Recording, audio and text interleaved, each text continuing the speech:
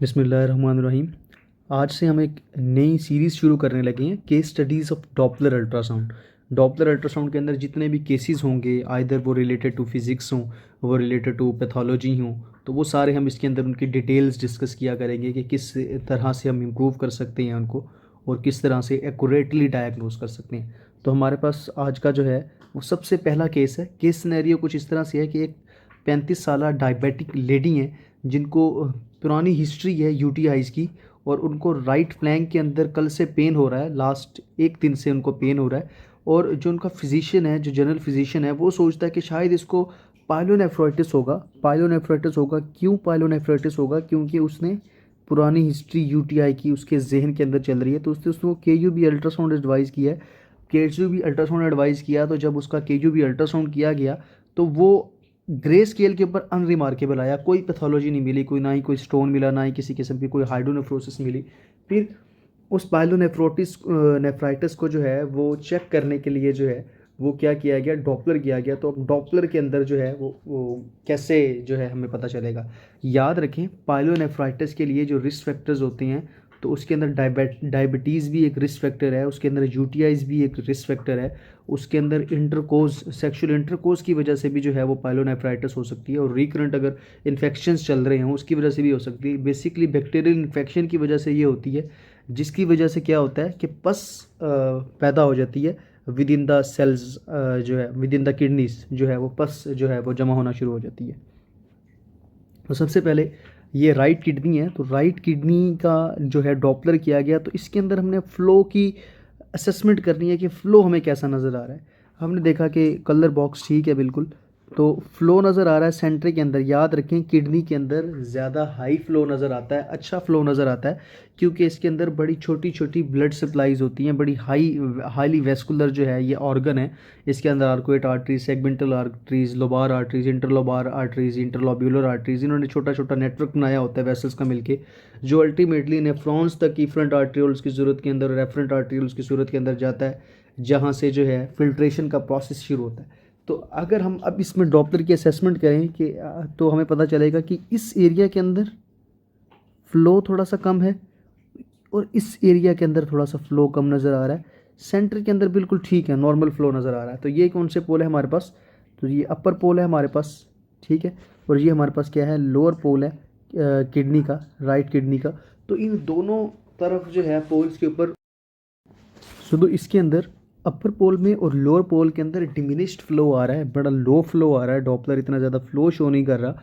याद रखें, doctor suggest कर रहा है, उसका ओपिनियन है कि शायद इसको पाइलोनेफ्राइटिस हो। तो पाइलोनेफ्राइटिस के अंदर क्या होता है कि पस की अकोमोलेशन हो जाती है जगहों के ऊपर। तो जिस जगह के ऊपर पस की अकोमोलेशन हो जाती है, तो वहाँ पे हमें डॉपलर के ऊपर फ्लो नहीं मिलता। याद रखें, वहाँ पे डिक्रीज्ड, बहुत डिक्रीज्ड फ्लो आता है। तो अब क्योंकि डॉक्टर ने पहले से ही सजेस्ट किया हुआ और हमें भी पता लगा हुआ है, तो हमें लग सकता है कि ये शायद क्या है, पस है। लेकिन याद रखें कि ये वाला जो फ्लो है डिमिनिश्ड, हमने सिर्फ ऐसे ही नहीं एक्सेस कर लेना। क्यों?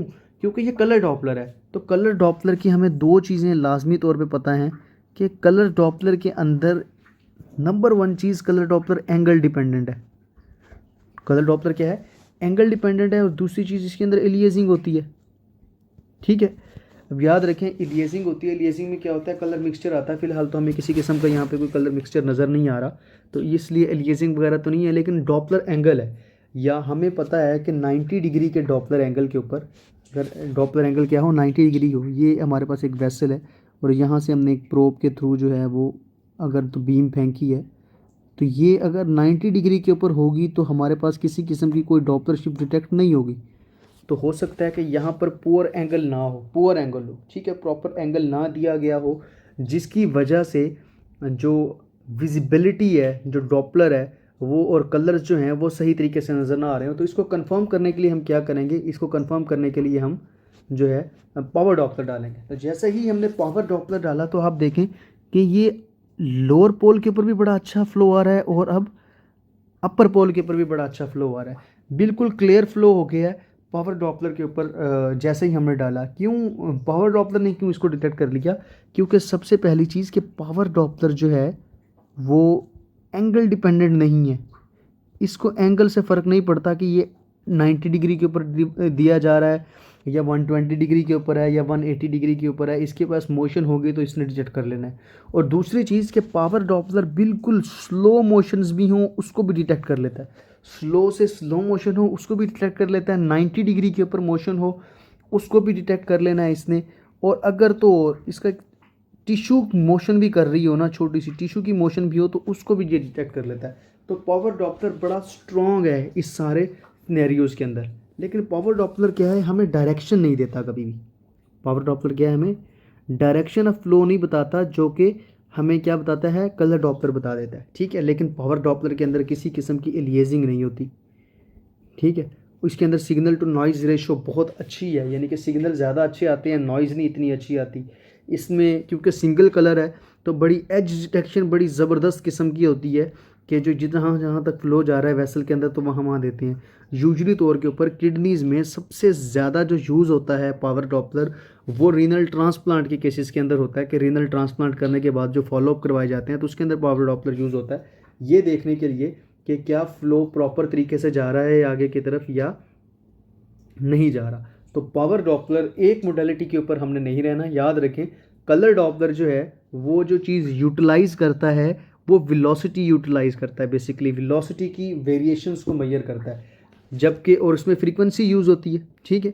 लेकिन पावर डॉपलर क्या है, एम्पलीट्यूड की चेंजेस को, सिग्नल की स्ट्रेंथ को यूज़ करता है, एम्पलीट्यूड की चेंजेस को डिटेक्ट करके जो है हमारे पास देता है। लेकिन दोनों के अंदर जो बेस चीज़ है वो डॉपलर है, ठीक है। सो बेसिकली हमारे पास इसमें दोनों मोडेलिटीज़ का हमने कॉम्बिनेशन यूज़ करना है, क्योंकि एक ही मशीन के अंदर दोनों पैरामीटर्स आते हैं। तो अगर आप कलर डॉपलर कर रहे हो तो मोस्ट पॉसिबल ही है जहाँ पे आपको लग रहा है कि फ़्लो नहीं है वहाँ पे फ़्लो हो, लेकिन एंगल सही ना होने की वजह से आपको वहाँ पर फ़्लो नज़र ना आए, तो इसीलिए वहाँ पर पावर डॉपलर कर लेना बहुत ज़्यादा ज़रूरी है। तो इस सिनेरियो के अंदर हम बोलेंगे कि ये जो किडनीज़ हैं ये क्या है, बिल्कुल नॉर्मल फ़्लो है, और ग्रे स्केल के ऊपर भी इसका नॉर्मल था, तो हम बोलेंगे केयूबी अल्ट्रासाउंड इसका क्या है, अनरिमार्केबल है। हो सकता है इसको पेन जो है किसी बैकिक की वजह से हो रही हो, ठीक है।